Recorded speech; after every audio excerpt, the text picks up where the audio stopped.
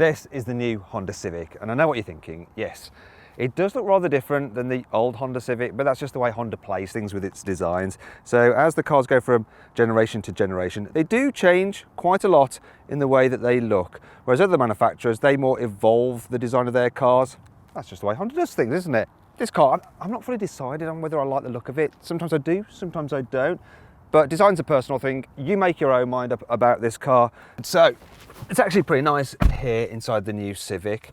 Now you sit probably about that much lower than in the old car, so it does just feel more sporty, and you can really lower the seat as well, so you do feel really connected to the road. Don't worry though, if you're short you can jack it up quite a way, and there's plenty of adjustment in the steering wheel, though the release handle is quite far under here, so you do have to reach to find it. Also, the sporty theme continues with the layout. So if you notice, the center console wraps round you. The design of the dash as well, it just feels sporty. It's got nice textures to it. And generally the quality is very good, as you'd expect from a Honda, and it's not perceived quality either. These cars are generally very reliable. But there's something I've noticed which is just really bothering my OCD. So look at this. This little speaker cover, it's not really stuck down really well, and that's a bit flimsy. And this air vent, it's popping up a bit. That would really do my head in. I'm imagining it's a one-off on this particular car. Now, what's not a one-off is this. All cars get digital driver's dials there. So the main speedo is digital. As standard across the range, you get parking sensors, you get cruise control, you get climate control, you get alloy wheels, you get Bluetooth, but you only get a 5-inch infotainment screen.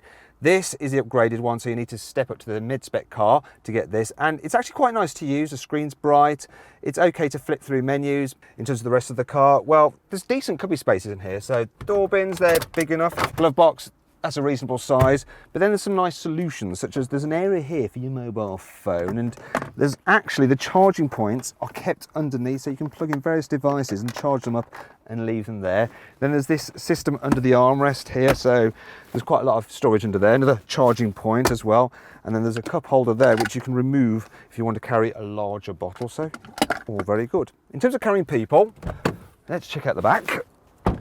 This car is a little bit of a mixed bag here in the rear. So at first, in terms of legroom, there's absolutely loads of footroom as well. You can really stretch out. One problem I do have though is that the rear windows are quite small, so it can feel a little bit dark and claustrophobic in the back here. And these seats, they're super squidgy and soft, and they're big and supportive and they're nice. The problem is this though, there's this ridge just there in the back, which if you sit up, you actually hit your head off it. I mean, it's just, what were Honda thinking with that? That's really poor design. There's an armrest here, which is a little bit on the low side. It's got some cup holders in it if you do need it. If you need to carry 3 at once in the back, that ridge doesn't bother you so much because of the way you sit, and the seat is quite squidgy and the car is quite wide, so it's better at carrying 3 in the back than you might think. Well, for the person in the middle, it's not so good for the people either side because the way the body rolls in, they sometimes hit their head against there, which isn't ideal. Now let's move on to the boot. Now the load capacity is blooming huge. It's one of the biggest in this class. So yeah, you can carry lots of stuff in the Civic's boot. There's some underfloor storage as well there, quite a lot of it actually. And there's various tethering points about the place. You've also got a 12-volt socket there for charging up, I don't know, your Hoover for hoovering out the boot. Slight complaints though are the fact there is a bit of a lip to lift stuff over. It's not huge, but in other cars you can actually raise the boot floor up. You can't in this one. Another thing to note is this: when you fold the seats down, there is a ridge there, but Honda, well, it's made it gradual, so you can push heavy things up to the front of the car, so it's not too much of a problem, and it's a hugely practical car for a hatchback. Okay, that's the walk around bit dealt with. Now it's time to hit the road to see what this car is like to drive.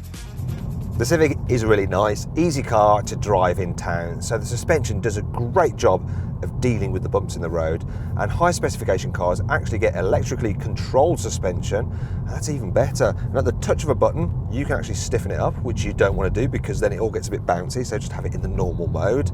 The steering's light, the clutch is light, the gear shift is precise, and the brakes, they're really sharp, but not too grabby. Then there's the windscreen. I love the windscreen. It's very wide, the dash is low, and it's almost like you're watching a cinema screen, though obviously the only film you're going to be watching is Traffic. Yeah, see what I did there? Thing is though, just like my jokes, not everything about the Civic is perfect, so The back window, it's got the spoiler integrated into it, and that kind of obscures the view somewhat. There's a huge blind spot here which you end up looking around at junctions, and when you head out on the motorway, the Civic is a pretty good cruiser. So on the whole, it's reasonably quiet. Not quite as quiet as a Volkswagen Golf, but it's still absolutely fine. The seats are lovely though, they're really relaxing. What's not so relaxing is when you rev the 1 litre engine in this car out. So I'm going to do it now, listen.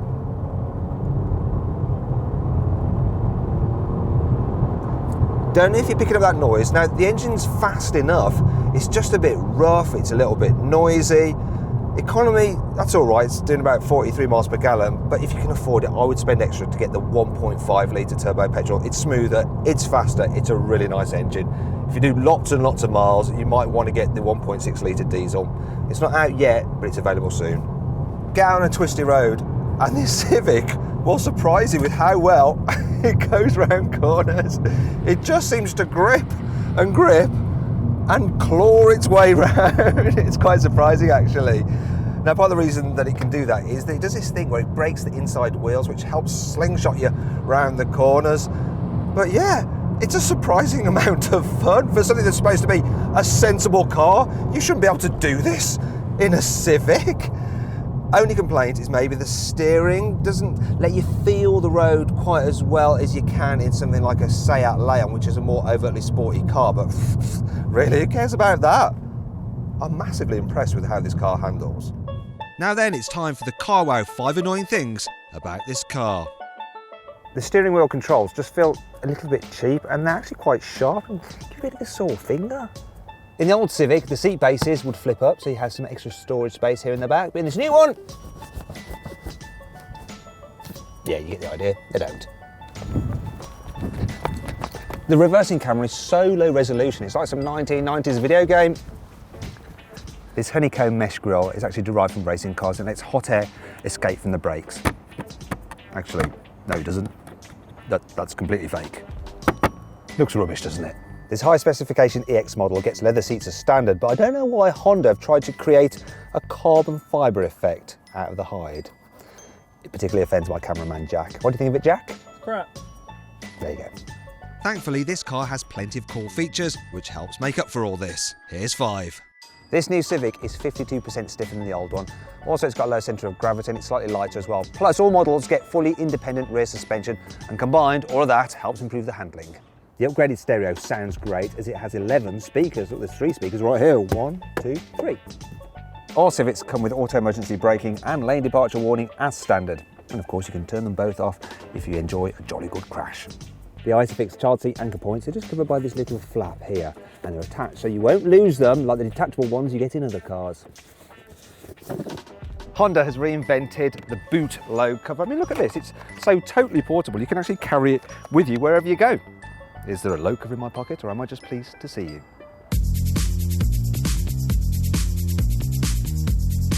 So what's my verdict on it? Should you avoid it? Should you consider it? Should you shortlist it? Or should you just go right ahead and buy it? Well, if you don't like the look of it, I reckon you should just avoid it. Otherwise, shortlist it because it's quite a good all-round car.